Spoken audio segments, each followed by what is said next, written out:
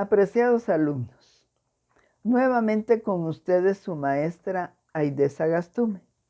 Ahora nos toca la lección número 6. El tema es el pecado y sus consecuencias.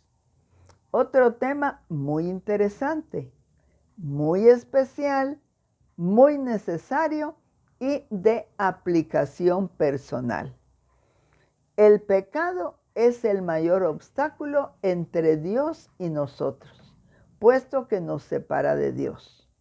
Pongamos mucha atención por la importancia que tiene en nuestra vida práctica. ¿Cuál es el propósito? Que el alumno pueda explicar la naturaleza y las consecuencias del pecado, la manera de obtener el perdón y la forma para vencer el pecado. Aunque no es un tema agradable, todos estamos afectados por el pecado. Por tanto, es urgente comprender su significado para librarnos de su influencia y sus consecuencias. Dios ama al pecador, pero abomina el pecado. Esta lección tiene 4 temas. El primero, la naturaleza del pecado. El segundo, las consecuencias del pecado. Y el tercero, la salvación del pecado. Y el cuarto, la victoria sobre el pecado. Veamos el primer tema. Aquí vamos a incluir 3 aspectos importantes. El pecado es cualquier falta no conformada al carácter de Dios. En segundo lugar, el pecado es universal. Y en tercer lugar, el pecado contamina la totalidad de la persona. Veamos la primera situación. El pecado es cualquier falta no conformada al carácter de Dios o a la palabra. Aquí vamos a ver 6 diferentes situaciones que son pecado. A veces uno no se imagina las cosas que pueden ser pecado. Veamos la primera. No creer en Jesús es pecado de muerte. Vamos a Juan 16, 8, 9. Y cuando Él venga, se está refiriendo al Espíritu Santo, convencerá al mundo de pecado, de justicia y de juicio. Lo que me interesa, de pecado por cuanto no creen en mí. Y en Juan 3:18 esto queda totalmente claro.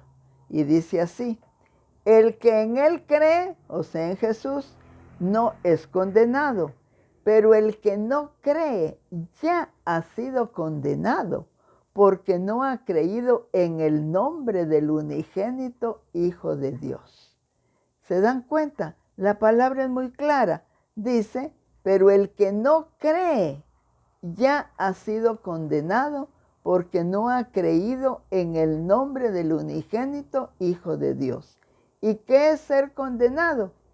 Es estar separado de Dios por toda una eternidad en un lugar de sufrimiento que se llama el lago de fuego y azufre, o sea, el infierno.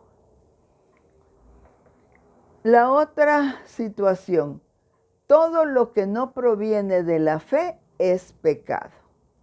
Romanos 14, 23. Pero el que duda sobre lo que come es condenado porque no lo hace con fe. Y todo lo que no proviene de fe es pecado. Esto es lo que me interesa. Y todo lo que no proviene de la fe es pecado. ¿Se dan cuenta? Que todo lo que no está relacionado con la fe es pecado. Tercer situación. Es pecado dejar de hacer lo bueno. Santiago 4:17. Y al que sabe hacer lo bueno y no lo hace, le es pecado. Les comento, uno lee muchas veces la Biblia, pero no siempre repara en algunos aspectos importantes o algunos versículos importantes. Quizá hace unos 4 o 5 años el Espíritu Santo me hizo reparar en este versículo y me asusté porque dije yo, si dejar de hacer lo bueno es pecado, ¿en dónde queda lo demás? Veamos ejemplos tan simples. ¿Leer la Biblia es bueno? Claro que es bueno. O sea que no leerla es pecado. ¿Orar es bueno? Claro que es bueno. Es la manera de comunicarnos con Dios. Entonces no orar es pecado. ¿Se dan cuenta? Así podría yo mencionarles varias situaciones, pero lo dejamos ahí. Otra situación de pecado. El pecado es transgresión de la ley. 1 Juan 3:4.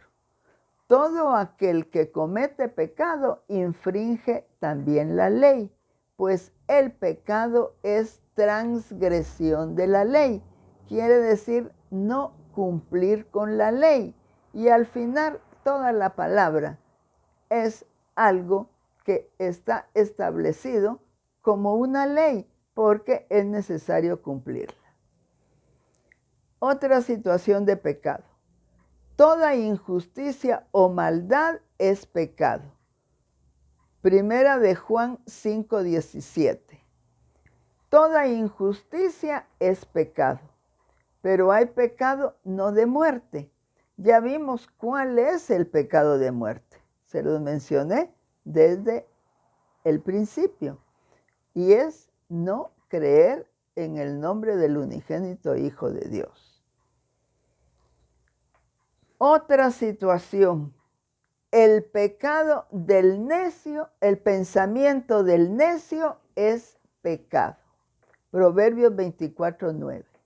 El pensamiento del necio es pecado y abominación a los hombres el escarnecedor. ¿Se dan cuenta? Solamente está mencionando aquí el pensamiento del necio. ¿Y cuántas cosas comete un necio? Cantidad. Y aquí solo estamos mencionando el pensamiento. Y me llamó la atención y dice, y abominación a los hombres el escarnecedor. Y veamos qué quiere decir escarnecedor. Dice, el que se burla de una manera cruel.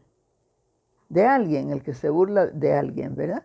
Entonces se entiende también por escarnecedor el que, no solo el que se burla, sino el que rechaza a alguien, ofende, ultraja, ridiculiza, insulta, calumnia o afrenta delante de varias personas.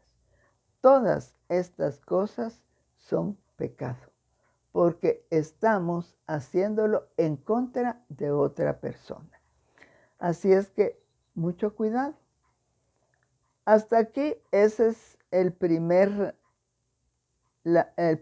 tema de la naturaleza del pecado.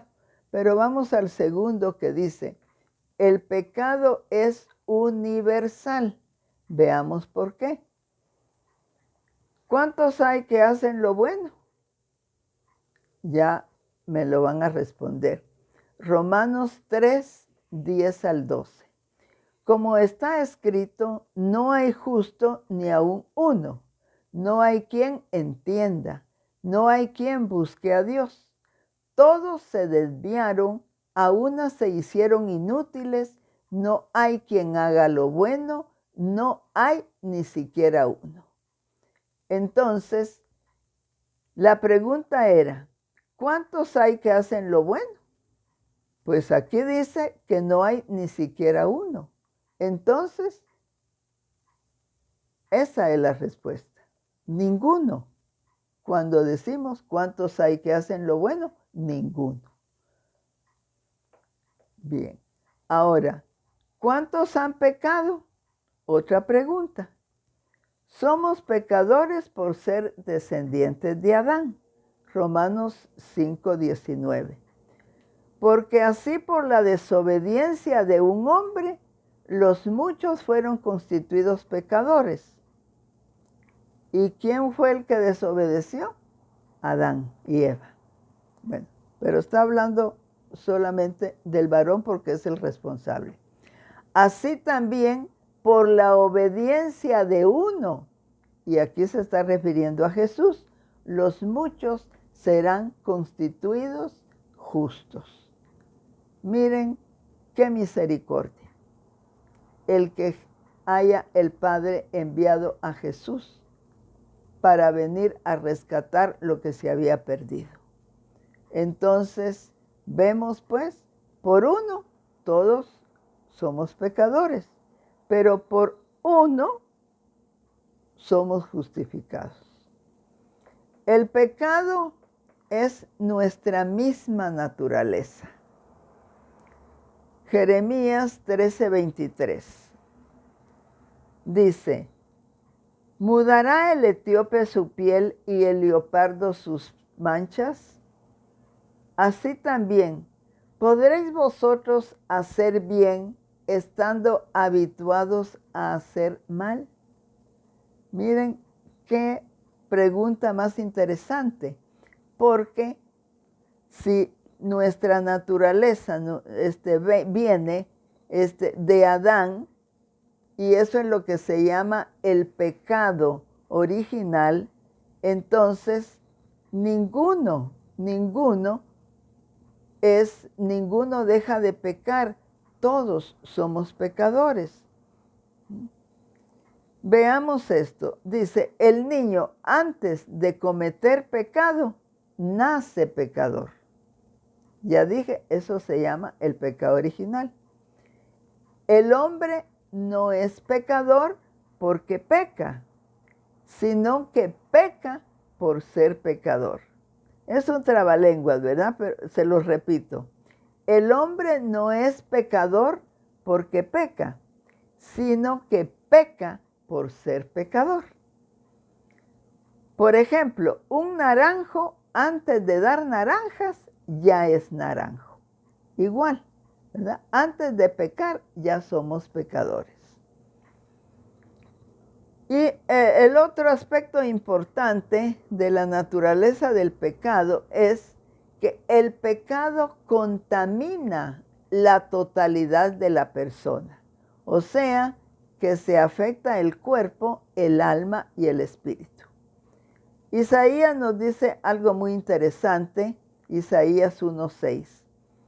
Desde la planta del pie hasta la cabeza no hay en él cosa sana, sino herida, hinchazón y podrida llaga. No están curadas ni vendadas ni suavizadas con aceite. Miren, aunque nos duela, esa era nuestra condición antes de hacernos hijos de Dios. Como dice aquí, que éramos herida, hinchazón y podrida llaga. ¿Se dan cuenta todo lo que el Señor ha hecho por nosotros? Creo que dejo aquí la primera parte y luego continuamos con la segunda.